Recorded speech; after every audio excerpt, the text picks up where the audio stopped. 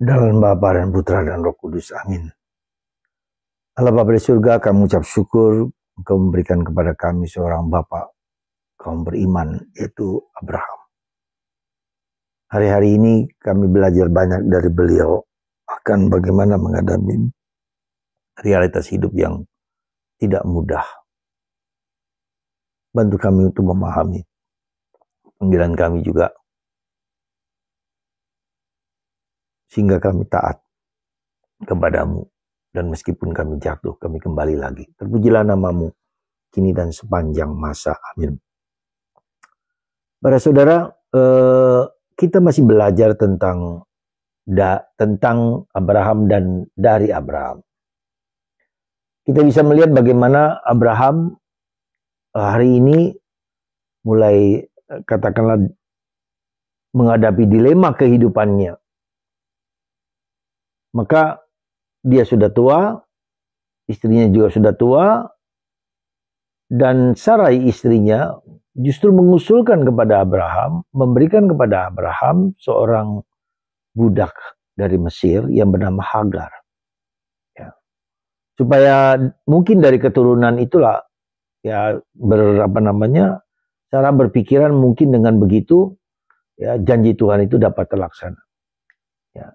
Tetapi ternyata tidak. Karena Hagar mulai bertingkah bahwa dia lebih hebat daripada Sarah, karena tentu saja karena melahirkan seorang anak. Jadi dianggap dia.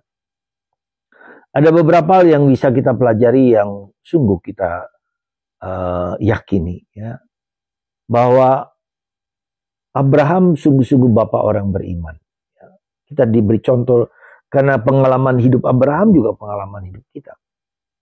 Sekali lagi bagaimana menghadapi dilema, maka kita perhatikan bahwa ada usulan-usulan yang bagaimana mengatasi dilema itu. Dan kita mengusulkan sesuatu yang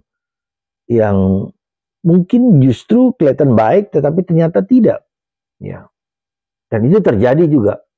Maka ketika Sarah mengusulkan Hagar, dia berusaha untuk seperti mengambil hak Allah untuk bertindak. Maka terjadilah kelahiran Ismail yang menjadi menurut orang-orang Arab menjadi bapaknya orang orang Arab, ya. Jadi keturunan Ismail Abraham, ya. Dan itulah sampai sekarang mereka bertengkar, dan karakter Ismail itu karakter yang nggak pernah bisa damai, dan itu terjadi di negara Arab, negara Islam. Mana ada perdamaian, sulit sekali di antara mereka pun mereka saling bertengkar. Ya, seperti Syria, seperti Suriah, seperti Iran, Irak dan seterusnya. Ya, mereka saling bertengkar. Arab juga bertengkar satu sama lain. Persis seperti yang digambarkan dalam kitab suci. Nah, apa yang menarik bagi kita bahwa kita seringkali juga menghadapi dilema kehidupan. Dilema kehidupan. Dan kita mengusulkan cara-cara yang menurut kita benar. Tapi ternyata tidak. Maka berani kita diajar untuk diskresi. Ya. Diskresi sekali lagi. Untuk membeda-bedakan apakah saran kita itu sungguh-sungguh dikehendaki Tuhan. Dan memang Tuhan mengendaki demikian. Itulah sesuatu yang sesuatu yang harus kita pahami di kitab. Kita mengerti dengan baik tentang kehendak Tuhan, ya. Dan akhirnya si Sarah mengusir Hagar dan anaknya Ismail. Tetapi Tuhan tetap berjanji bahwa segala keturunan Abraham itu juga diberkati Tuhan. Maka malaikat dikirim untuk menolong Hagar dan Ismail. Dan akhirnya dikatakan bahwa keturunan Hagar dan Ismail menjadi bangsa yang besar.